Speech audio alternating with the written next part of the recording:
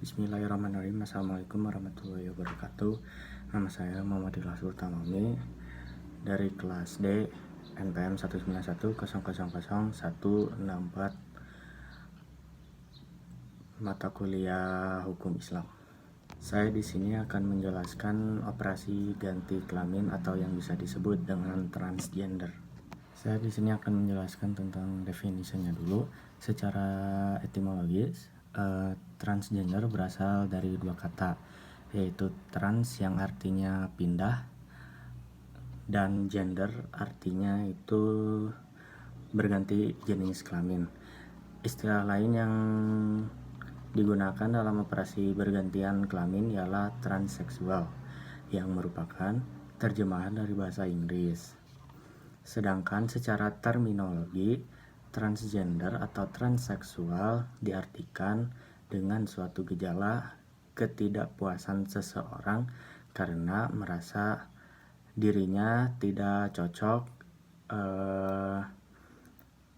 antara bentuk fisik dan kelamin dengan kejiwaan mereka itu sendiri. Pada dasarnya, transgender diakibatkan oleh dua faktor, yaitu faktor bawaan dan faktor lingkungan. Latar belakangnya, manusia memiliki keragaman, salah satunya bisa dilihat dari segi jenis kelamin, yaitu pria dan wanita. Tetapi dalam kasus ini tidak terjadi ketidakjelasan antara status jenis kelamin yang dia miliki. Contohnya, dia seorang laki-laki, tetapi dia memiliki jiwa di dalam jiwanya dia memiliki jiwa seorang wanita, ataupun sebaliknya. Hal tersebut membuat mereka berbeda dengan yang lainnya. Mereka dianggap tidak normal atau biasa disebut dengan transgender. Transgender adalah orang yang cara berperilaku atau penampilannya tidak sesuai dengan peran gender pada umumnya. Transgender adalah orang yang berbagai level melanggar norma kultural mengenai bagaimana seharusnya pria dan wanita itu sendiri. Seorang wanita misalnya secara kultural dituntut untuk lemah lembut, sedangkan pria berkarakter demikian itu disebut transgender. Orang transgender maupun transseksual adalah seorang yang mengalami sebuah kondisi gangguan yang amat berat, yang membutuhkan bantuan dari orang terdekatnya, yang bisa terjadi biasanya justru sebaliknya. Mereka terlepas dari lingkungan terdekat karena keadaan dan keberadaannya ditolak dalam kondisi di mana mereka sebenarnya tidak memiliki pilihan atas yang dihadapi. Menurut Al-Quran ada di surat An-Nisa ayat 117 sampai 119 yang artinya yang mereka sembah selain Allah itu tidak lain hanyalah berhala, dan dengan menyembah berhala itu mereka tidak lain hanyalah menyembah setan yang durhaka, yang dilaknat oleh Allah Subhanahu wa taala.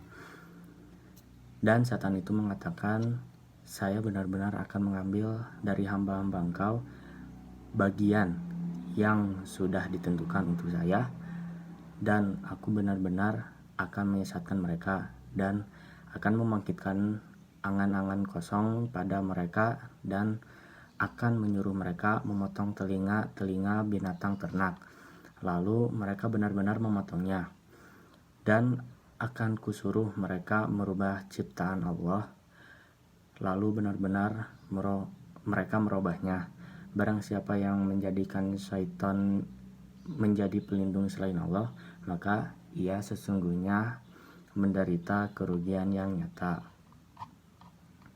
Yang kedua ada di surat Al-Hujurat ayat 13 yang artinya, hai manusia, sesungguhnya kami menciptakan kamu dari seorang laki-laki dan seorang perempuan, dan menjadikan kamu berbangsa-bangsa dan bersekutu-sekutu, supaya kamu saling kenal mengenal. Sesungguhnya orang yang paling mulia di antara kamu ada di sisi Allah ialah orang yang paling takwa di antara kamu. Sesungguhnya orang maha mengetahui lagi maha mengenal. Selanjutnya ada menurut al-hadis. Yang pertama, menurut hadis riwayat Bukhari, Rasulullah SAW melaknat laki-laki yang menyerupai wanita dan wanita yang menyerupai laki-laki. Yang kedua ada hadis riwayat Al-Bukhari dan Abu Daud yang artinya sesungguhnya baginda Nabi SAW melaknat para lelaki yang muhannis dan para wanita yang mutarojilat. Yang ketiga ada menurut para pendapat pakar hukum Islam. Yang pertama ada Kiai Haji Ahsin Sakho. Ia mengatakan bahwa Allah menciptakan setiap ciptaannya serba sempurna, tapi ada juga kejadian yang menyebabkan seseorang yang tidak sempurna, seperti bibir sumbing dan kelamin ganda. Itu boleh dilakukan suatu operasi. Yang kedua menurut Wahbah Az-Zuhaili, ia mengatakan bahwa jika selama ini penentuan hukum waris bagi orang yang berkelamin ganda didasarkan atas indikasi atau kecenderungan sifat dan tingkah lakunya, maka setelah perbaikan kelamin menjadi pria atau wanita, hak waris dan status hukumnya menjadi lebih tegas. Yang terakhir ada menurut MUI. Menurut MUI, dalam Musyawarah Nasional 2 tahun 1980 mengatakan bahwa merubah jenis kelamin hukumnya haram. Itu yang pertama. Yang kedua, orang yang kelaminnya diganti, kedudukan hukum jenis kelaminnya sama dengan jenis kelamin semula. Yang ketiga, seorang banci yang laki-laki lebih jelas boleh disempurnakan ke laki-lakiannya. Begitu pula sebaliknya. Dan hukumnya menjadi positif adalah laki-laki. Nah, ini menurut hukum positifnya ada di Undang-Undang Nomor 39 tahun 1999 tentang Hak Asasi Manusia, pasal 5 ayat 1, 2, dan 3 tentang mendapatkan hak perlindungan yang sama di depan hukum dan hak kelompok rentan untuk mendapatkan perlindungan yang adil. Serta ada di pasal 71 mengenai tanggung jawab pemerintah untuk melindungi hak asasi manusia. Dan Undang-Undang Dasar Republik Indonesia tahun 1945 pasal 28C ayat 2, 28D ayat 1, dan 28H ayat 2. Jadi kesimpulannya adalah transgender adalah orang yang cara berperilaku atau berpenampilan tidak sesuai dengan gender pada umumnya.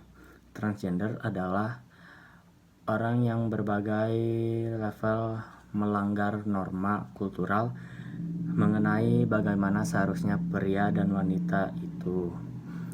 Seseorang transgender ataupun transseksual adalah seseorang yang mengalami sebuah gangguan yang amat berat yang membutuhkan bantuan dari orang-orang terdekatnya.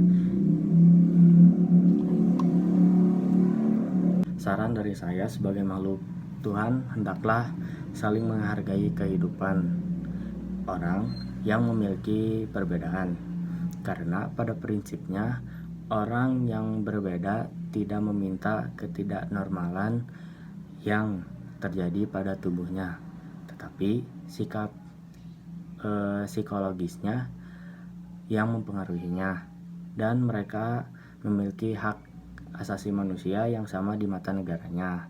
Dari pandangan agama itu sendiri, seseorang yang memilih untuk merubah dirinya menjadi mengganti kelamin tidak diperbolehkan atau dilarang. Untuk membuat seseorang menyadari kesalahannya, sebaiknya kita melakukan pendekatan,